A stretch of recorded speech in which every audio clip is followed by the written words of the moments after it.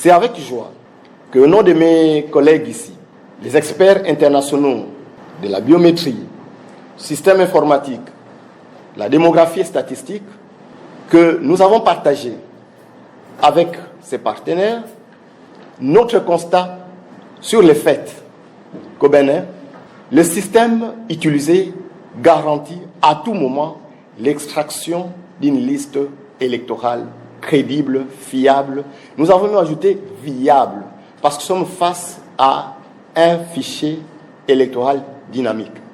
Face à cette réalité d'un fichier électoral dynamique, il n'est pas possible et même nécessaire de vous communiquer des informations figées, car ce fichier, depuis le jour que nous l'avons audité, il a changé, il a évolué. Par contre, en tant qu'experts, dans ce genre de cas, nous nous sommes assurés que cette base de données, à n'importe quel moment, nous ou d'autres personnes se présenteront, ils pourront trouver une situation limpide comme celle que nous avons trouvée. Des conseils ont été donnés à l'ANIP pour améliorer tel ou tel aspect, tel autre aspect technique. Et déjà, maintenant, le travail d'intégration de nos observations, de nos conseils, avait déjà commencé et il est en cours. La population béninoise, vous avez déjà certainement été invité à consulter vos données, à vérifier vos centres de vote, votre centre de vote chacun, à l'infirmer ou à le confirmer en ligne. C'est possible maintenant.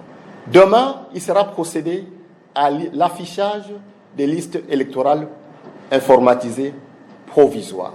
La population devra être encouragée, et ça sera aussi le rôle des parties prenantes politiques et non politiques, encourager la population à aller consulter les listes électorales provisoires qui seront affichées au niveau de chaque centre de vote.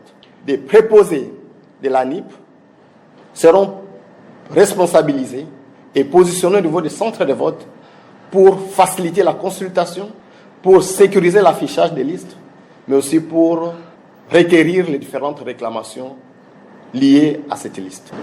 La mission d'audit du fichier électoral béninois, cette mission qui avait commencé depuis le 7 juillet, après l'arrivée des experts le 6 juillet, tend vers sa fin. Un travail a été réalisé et ce travail a porté sur l'analyse du cadre légal, réglementaire, organisationnel et institutionnel, cadre qui a servi à la collecte des données, cadre qui sert à la gestion des données et cadre qui va servir aussi à l'extraction de la liste électorale informatisée qui sera utilisée le 11 janvier, jour du scrutin. La mission a eu à examiner le dispositif de collecte de données, l'outil qui a été utilisé, les procédures utilisées, le mécanisme de transmission et de centralisation des données collectées. L'équipe a eu à analyser les différentes bases de données. Et les bases de données sont au nombre de 3. Il y a une base de données qui constitue le registre national des personnes physiques, qu'on appelle communément le RNPP, constitué de tous ceux qui ont été enregistrés, inscrits à l'occasion du RAVIP et de tout ce qui a eu comme mise à jour depuis la fin du RAVIP. Il y a une base de données qui constitue le fichier national d'état civil. Cette base de données qui a toujours été utilisée pour tous les faits d'état civil et qui interagit de manière directe et quotidienne avec la base de données du RNPP. La troisième base de données, c'est la base de données du fichier électoral extraite à une date et une heure bien déterminée. C'était précisément le 26 juillet à 13h40 que cette base pour un audit direct a été extraite, analysée, tout en notant qu'il s'agit bien d'une base de données dynamique. Cette base qui a été extraite, la troisième, n'est pas la base qui servira au scrutin. Parce que la base du fichier électoral évolue. Cette précision est nécessaire. Notez qu'au Bénin, vous avez un fichier électoral dynamique.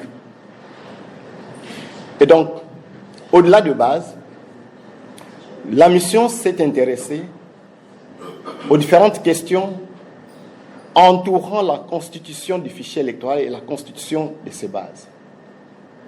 C'est le cas des problèmes des centres de vote, parce que les électeurs, pour voter, ils doivent connaître leur centre de vote. Le cas des questions de mise à jour de la base de données, dont l'extraction ou la radiation des décès. C'est le cas de la gestion de personnes qui perdent leur qualité d'électeur, dont ceux qui perdent la nationalité béninoise. C'est le cas de questions de gestion des étrangers qui sont ou qui vivent au Bénin. C'est aussi le cas de la question principale de l'unicité des électeurs ou de chaque électeur. Évidemment, en fin de compte, les experts se sont rassurés de l'inclusivité, tant du processus de collecte partant du cadre légal que des données contenues dans la base. Ce travail a été fait à travers plusieurs interactions avec les parties prenantes, principalement l'Agence nationale de l'identification des personnes, l'ANIP. Mais près d'une dizaine de parties prenantes et des institutions publiques ont aussi été consultées et des échanges ont eu lieu avec ces partenaires pour donner à notre méthodologie un caractère participatif, mais aussi pour étendre nos sources de données. L'audit a eu une première phase, la phase de collecte de données. Cette phase a été faite en partie sur base de l'exploitation des documents. Des documents reçus de manière officielle des institutions, mais aussi des documents trouvés par les experts par des méthodes purement professionnelles. La collecte de données s'est apaisantie aussi sur les extraits de bases de données et même des informations statistiques reçues des différentes institutions responsables. La collecte de données s'est étendue vers le terrain où les experts ont eu à côtoyer la population béninoise, que je salue d'ailleurs. Cette population béninoise nous a reçus, peut-être sans savoir ce que nous étions. C'était même mieux. Nous avons été reçus sur terrain ici, dans le département du littoral, à la préfecture de Cotonou. Nous avons été reçus dans les départements de l'Atlantique, dans la commune de Ouida, particulièrement l'arrondissement de Paou. L'équipe a été reçue à la préfecture de l'Atlantique, à Alada, où elle a eu à rencontrer aussi le maire d'Alada et autant de citoyens d'Alada trouvés à la mairie, particulièrement au niveau des services de l'ANIP. Et enfin aussi, l'équipe a été à Tori Bosito, je crois que c'est ça, où nous avons été reçus par la mairie, les services de la mairie et les unités sur place, trouvées sur place de l'ANIP. Cette collecte de données a été une partie très émouvante et intéressante pour les experts que nous sommes. Avant, après cela, de se concentrer sur l'analyse des données. Mais il y a une particularité, l'ANIP, l'Agence nationale d'identification des personnes, a été consultée, visitée, vérifiée près de 15 fois. Parce que non seulement que nous devrions bien comprendre ce qui se passe là, ce qu'elle fait, mais aussi, toutes les fois que nous devrions partir sur le terrain, nous devons avoir des cas précis à vérifier. Et du retour du terrain, nous devons venir vérifier ce que nous avons constaté sur le terrain. Aujourd'hui, sonne la fin de la mission en termes de collecte et d'analyse. Et nous avons eu à partager avec les parties prenantes qui nous ont reçus tout au long du processus et que nous avons reçus ce matin. Nous avons eu à partager avec ces parties prenantes la synthèse de conclusion, des constats d'abord, la synthèse de conclusion et la synthèse de recommandations. Le rapport sera certainement rendu disponible par les COPIL, mais les experts transmettront en bonne et due forme le rapport aux COPIL. Le rapport est très détaillé. Il va dans les détails du cadre légal, du système informatique, des analyses démographiques et de la biométrie. Les actions à faire sont aussi très détaillées. Mais aujourd'hui, il a été nécessaire que nous recevions le feedback des acteurs que nous avions reçus, avec qui nous avons eu à nous entretenir avant, tout au long du processus, pour que nous sachions nous assurer que nous les avons bien compris quand nous les avons consultés, mais aussi nos analyses ne sont pas hors cadre. Et c'est avec satisfaction que nous notons que tout ce que nous avons communiqué est rentré dans le cadre du contexte de l'audit, mais aussi dans le cadre du contexte particulier de chaque partenaire qui nous a reçus selon sa spécificité. C'est avec joie que, au nom de mes collègues ici, les experts internationaux de la biométrie, système informatique, la démographie et statistique, que nous avons partagé avec ces partenaires notre constat sur le fait qu'au Bénin, le système utilisé garantit à tout moment l'extraction d'une liste électorale crédible, fiable. Nous avons même ajouté viable, parce que nous sommes face à un fichier électoral dynamique. Face à cette réalité d'un fichier électoral dynamique, il n'est pas possible et même nécessaire de vous communiquer des informations figées, car ce fichier, depuis le jour que nous l'avons audité, il a changé, il a évolué. Par contre, en tant qu'experts, dans ce genre de cas, nous nous sommes assurés que cette base de données,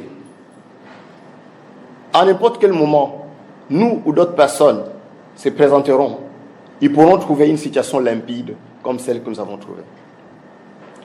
Des conseils ont été donnés à l'ANIP pour améliorer tel ou tel aspect, tel autre aspect technique. Et déjà, maintenant, le travail d'intégration de nos observations, de nos conseils, avait déjà commencé et il est en cours. La population béninoise, vous avez déjà certainement été invité à consulter vos données, à vérifier vos centres de vote, votre centre de vote chacun, à l'infirmer ou à le confirmer, en ligne, c'est possible maintenant. Demain, il sera procédé à l'affichage des listes électorales informatisées provisoires. La population devra être encouragée, et ça sera aussi le rôle des parties prenantes politiques et non politiques, encourager la population à aller consulter les listes électorales provisoires qui seront affichées au niveau de chaque centre de vote.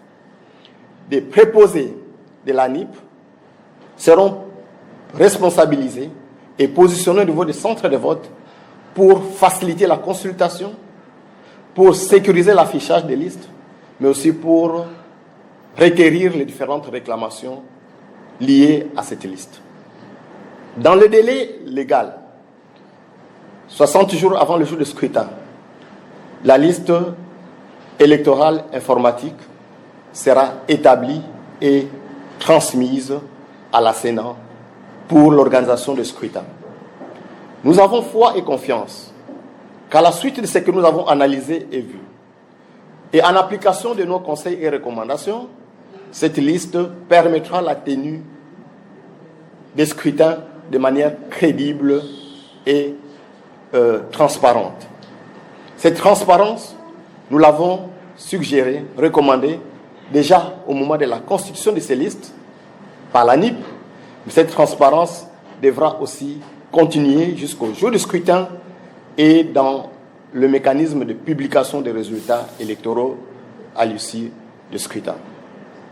C'est sur cette note que les experts ont clôturé leur mission aujourd'hui, en espérant que les recommandations qui seront destinées ou qui sont destinées au COPIL d'abord, pour un suivi et un monitoring d'exécution des actions, mais aussi à l'ANIP pour la prise en charge technique,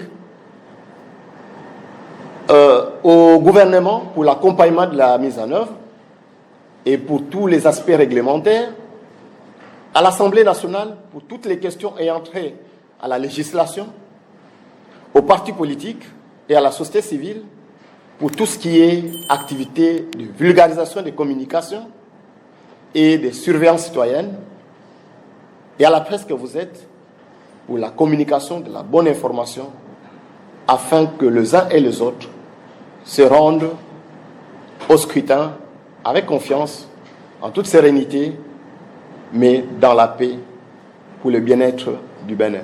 Je vous remercie.